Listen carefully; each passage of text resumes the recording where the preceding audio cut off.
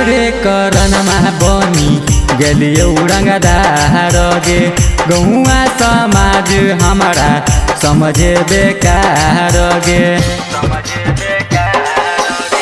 तोरे करनमा बनी गेलियो रंगदार गे गौआ समाज हमारा समझे बेकार गे। तू अपना दिलवा के नहीं कर गेल चार, तू अपना दिलवा के नहीं कर गेल चार। बनाल छौरी अपना भता तोरा से जिया पह करबौ खूबे प्यार। बनाल छौरी अपना भतार।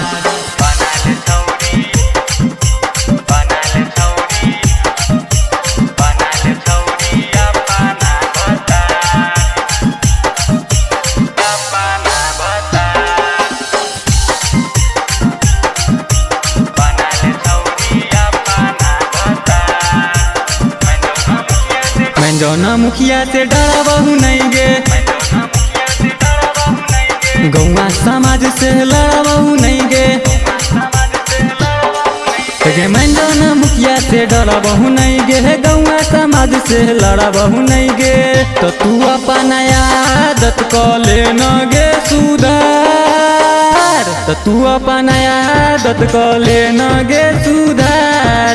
बनाल छौरी यादव जी के भतार, तू अपना दिलावा के नहीं कर गेल चार। बनाल छौरी अपना भतार।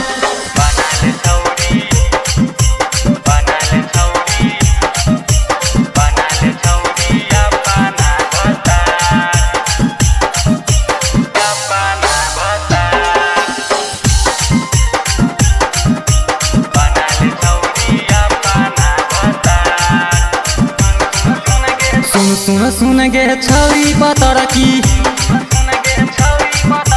चढ़लो जवानी तोरा धेला को बमकी। सुन सुन सुन गे छौरी पतरकी, चढ़लो जवानी तोरा धेला को बमकी। तो तू अपना लो भर के नहीं कर गेल चार, तू अपना लो भर के नहीं कर गेल चार। बनाल छौरी शंकर के भतार, तोरा से जिया पकड़बौ खूबे प्यार। बनाल छौरी हमारा भतार।